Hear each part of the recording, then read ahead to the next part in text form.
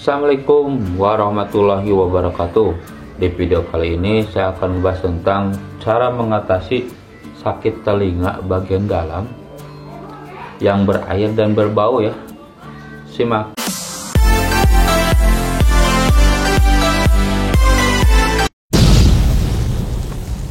Sakit telinga bagian dalam yang berair dan berbau itu disebut otitis media ya, atau infeksi saluran tengah ya. Jadi bagian tengah telinga, biasanya dari gendang telinga ke dalam, itu disebut otitis media ya. Ciri-cirinya apa sih otitis media ini? Jadi otitis media ini ciri-cirinya yang pertama ya pasti sakit ya telinganya sakit, keluar cairan, jadi ada cairan keluar. Dan bedanya dengan otitis eksterna itu, otitis media itu bau ya, jadi cairannya bau. Terus kesulitan mendengar, dan biasanya dibarengi dengan sakit kepala ya. Sakit telinganya dibarengi dengan sakit kepala. Dan biasanya otitis media ini diderita sama anak-anak ya, dibanding orang dewasa kebanyakan, karena anak-anak itu gendang telinganya lebih kecil ya, jadi infeksinya lebih cepat dibanding orang dewasa. Untuk ciri-ciri pada anak ya, tambahannya itu selain keluar cairan, sakit telinga, dan karena anak-anak itu kebanyakan nggak ngerti ya sakit telinga itu seperti apa. Jadi ada ciri-cirinya. Biasanya kalau anak-anak itu sering narik telinga ya, narik telinga atau ngegaruk telinga, itu bisa jadi ada otitis media ya. Yang kedua, anak-anak rewel ya, rewel dan sering nangis, itu juga selain garuk-garuk gitu telinga, rewel, nangis, itu kemungkinan ada otitis media ya. Terus hilang selera makan, jadi untuk makan tuh susah ya kalau kena otitis media ini. Terus untuk respon suara juga agak berkurang ya. Kalau dipanggil kadang-kadang nyaut, kadang-kadang enggak ya. Itu kemungkinan ada otitis media.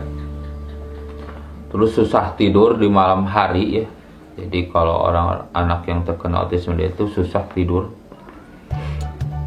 Dan kadang-kadang sering jatuh ya, atau hilang keseimbangan ya, yang kena otitis media itu. Jadi kalau punya ciri-ciri anak seperti itu, lihat aja telinganya, takutnya kena otitis media. Apalagi kalau udah keluar cairan dan berbau, itu kena otitis media. Apa sih penyebab dari otitis media ini? Otitis media ini disebabkan oleh infeksi ya.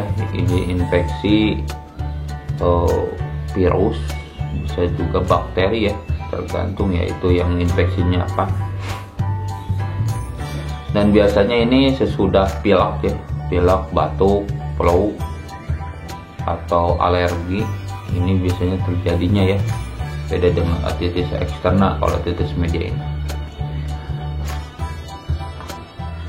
ada beberapa faktor yang bisa menyebabkan otitis media cepat ya kenanya. Yang pertama itu anak ya, anak di umur sekitar 6 bulan sampai 2 tahun itu lebih cepat terkena otitis media ya. Terus yang kedua itu menghirup asap rokok ya, anak-anak yang menghirup asap rokok ataupun polusi udara yang kotor, itu juga bisa lebih cepat kena otitis media ya. Terus yang ketiga, minum susu ya sambil berbaring ya.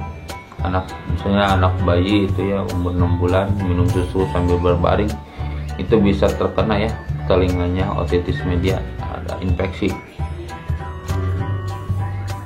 Penderita bibir sumbing ya, jadi yang anak yang punya bibirnya agak enggak ini ya, juga sumbing, juga bisa terkena otitis media. Terus anak-anak yang suka dititipin ya, dititipkan ke penitipan anak gitu. Karena kalau di penitipan anak, kadang-kadang kan anak yang lain lagi pilek tertular, bisa jadi kena pilek dan terkena otitis media ya. Nah, gimana caranya? Cara mengatasinya kalau terkena otitis media ya? Sebenarnya otitis media ini bisa hilang sendiri ya, sekitar 1-2 minggu ya. Cukup dikasih paracetamol atau anti nyeri ya, nanti juga hilang sendiri. Tapi kalau berkepanjangan mending ke dokter ya, biar lebih tertangani. Nanti di dokter kalau diperlukan misalnya dikasih antibiotik, itu kalau sesuai rujukan ya. Kalau dokter ngasih antibiotik bisa, tapi kalau sendiri mendingan jangan ya, cukup anti nyeri aja. Tapi kalau udah 1-2 minggu itu nggak bisa ya, nggak sembuh-sembuh, itu biasanya dokter melakukan tindakan operasi ya. Jadi si gendang telinganya itu disayat, diambil cairannya ya, intinya harus kering aja ya si saluran tengah telinga itu. Nama operasinya biasanya meringotomi ya, itu nama operasinya. Nah, untuk pencegahan bagusnya itu kalau untuk anak-anak itu dikasih imunisasi yang lengkap ya, sesuai jadwal aja gitu. Kalau bisa dikasih vaksin flu ya, biar nggak terkena flu. Terus yang kedua, hindari asap rokok ya. Jadi anak-anak itu dihindari asap rokok. Bagusnya yang merokok juga kalau dekat anak-anak jangan merokok ya, itu biar ke anaknya nggak kena telinganya. Terus hindari juga polusi udara ya, untuk anak-anak bagusnya kalau di jalan dipakai masker aja ya.